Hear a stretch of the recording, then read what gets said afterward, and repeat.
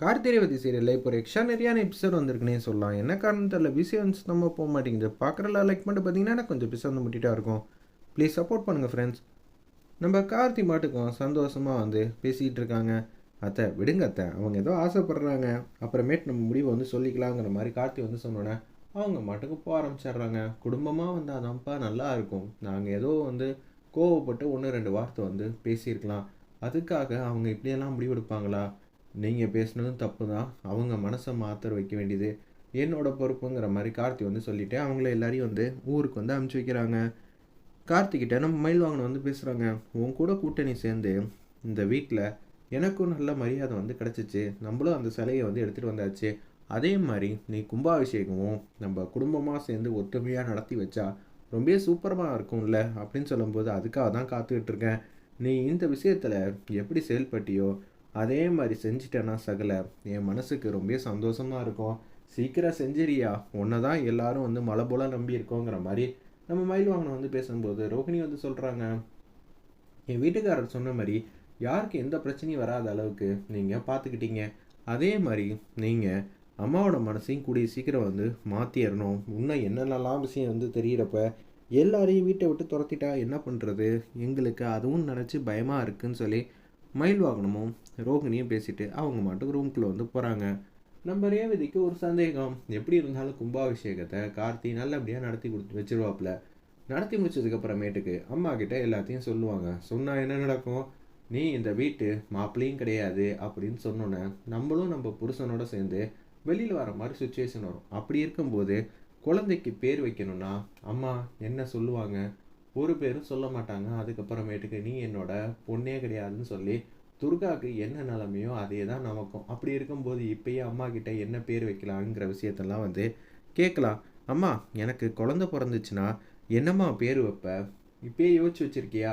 அதெல்லாம் யோசிச்சு வச்சிருக்கேன், அப்புறமேட்டு சொல்கிறேன். அம்மா இப்பயே சொல்லுமா, எனக்கு தெரிஞ்சுக்கணுன்னு ரொம்ப ஆர்வமாக இருக்குது அப்படின்னு நம்ம ரேவதி வந்து கேட்குறாங்க. கேட்ட உடனே இதே இதுக்கு இப்பயே வந்து கேட்குறாங்கன்னு சொல்லி கார்த்தி வந்து யோசிச்சுட்டு இருக்கிறப்ப, ஆம்பளை பையனாக இருந்தா சக்தி, பொம்பளை பொல்லையாக இருந்தா எங்கள் அம்மாவோட பேர் நான் வைப்பேன் அப்படின்னு சொல்லிடுறாங்க.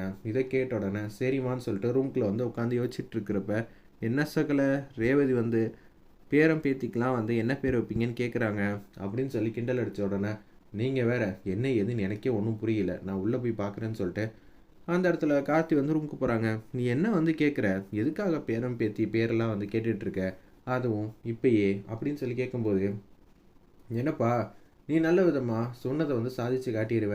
கும்பாபிஷேகம் பண்ணி முடிச்சதுக்கப்புறமேட்டுக்கு நீ என்ன சொன்ன, நீ யார், எங்கேருந்து வந்த, எல்லா விஷயத்தையும் சொன்னனா, அச்சச்சோ என்னோட எதிரி குடும்பத்தை சேர்ந்தவன் நீ அப்படின்னு இத்தனை நாளாக நீ பண்ண நல்லதெல்லாம் வந்து மறந்துட்டு உன்னை வீட்டை விட்டு துரத்துவாங்க. அதுக்கப்புறம் என்ன ஆகும், நானும் உன் கூட வெளில வர மாதிரி ஆகும். அதுக்கப்புறமேட்டுக்கு அம்மா கிட்ட பேர் கேட்டால் சொல்லுவாங்களா? கண்டிப்பாக சொல்ல மாட்டாங்க. அதுக்கு முன்னாடியே அம்மா ஆசைப்படி என்ன பேர் வைக்கணும்னு நினைக்கிறாங்களோ அந்த பேரை வைக்கணும் தான் நான் வந்து யோசிச்சு வச்சுருந்தேன். மற்றபடி ஒன்றும் இல்லைங்கிற மாதிரி யோசிச்சிட்ருக்காங்க நம்ம ரேவதி. நீ எதுக்கு பெருசாக வந்து ஃபீல் பண்ணிகிட்ருக்க? துர்காவை அம்மா இப்போ மனசார கூட நினைக்கிறது இல்லை. துர்கா மேலே அம்புட்டு பாசமாக இருந்த அம்மா தனக்கு பிடிக்காத பையனை கல்யாணம் பண்ணிட்டு போனதுனால துர்காங்கிற பொண்ணு இருக்கிறதே மறந்துட்டாங்க. அப்படி இருக்கிற சூழ்நிலையில் அதே மாதிரி தான் எனக்கும், துர்காக்கே இந்த நிலமைன்னா எனக்கு என்ன நிலமை, துர்கா காதலிச்சது பிடிக்கல.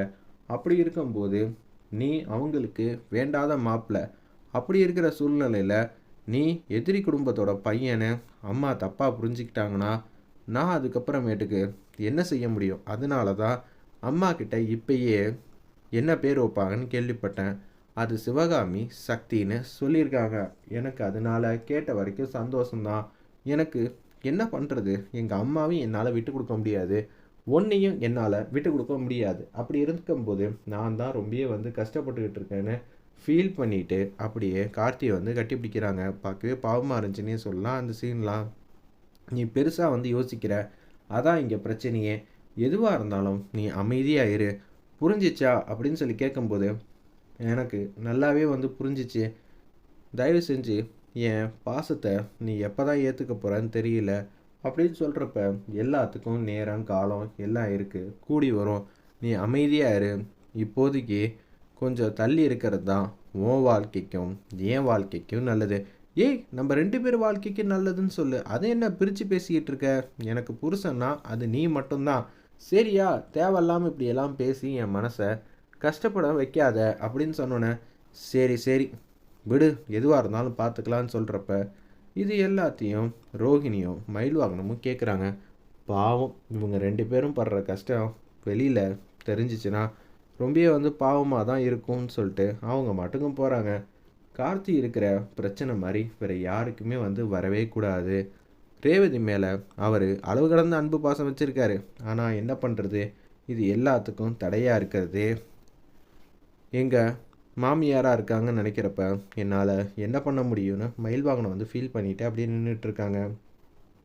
ரோகிணியை சமாதானப்படுத்தி நம்ம மயில் வாகனம் இங்கே தூங்க வைக்கிறாங்க. இதே மாதிரி தானே அம்மாவுக்கு எல்லா விஷயமும் தெரிஞ்சிச்சுன்னா நம்மளையும் வீட்டை விட்டு துரத்திடுவாங்களா? அதுக்கப்புறம் நம்மளும் பாட்டி வீட்டில் தான் இருந்தால் நம்ம அம்மாவை பார்க்கவே முடியாதா அப்படின்னு ரோகிணி ஒரு பக்கம் புலம்பிக்கிட்டு இருக்காங்க மயில் வாகனத்துக்கிட்ட. அதே மாதிரி இந்த பக்கம் துர்கா, நான் என் அம்மாவை பார்க்க முடியாமல் இருக்கேன்னு சொல்லிட்டு அவங்க புருஷங்கிட்ட சொல்லிகிட்டு இருக்காங்க நவீன்கிட்ட. நம்ம எல்லாரோட கவலையும் ஒரே மாதிரி தான், அம்மா கிட்ட நம்ம குடும்பமாக ஒற்றுமையாக இருக்கணும் தான் ஆசைப்படுறாங்க. அது எல்லா உண்மையும் தெரிகிறப்ப சாமுண்டேஸ்வரி என்ன மாதிரி முடிவெடுப்பாங்கன்னு தெரியாமல் தான் பாட்டத்தின் உச்சத்தில் இருக்கிற மாதிரி காட்டிக்கிட்டு இருக்காங்க. நான் தான் இருக்கேன்ல, எல்லாரும் ஒத்துமையாக ஒரே குடும்பமாக தான் இருப்போம்.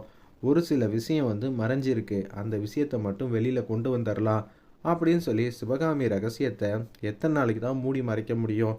நம்ம எதுவாக இருந்தாலும் பார்த்துக்கலாங்கிற மாதிரி சூப்பராக யோசிச்சுட்டு இருக்காங்க. அந்த இடத்துல நம்ம கார்த்திலேருந்து எல்லாரும், நீ சொல்லிட்ட, ஆனால் உன்னால் செய்ய முடியும்னு எனக்கு நம்பிக்கை இருக்குது. அப்படி இருந்தும் என்னால் ரொம்ப கவலையாக இருக்குப்பா, ஜீர்ணிக்க முடியல.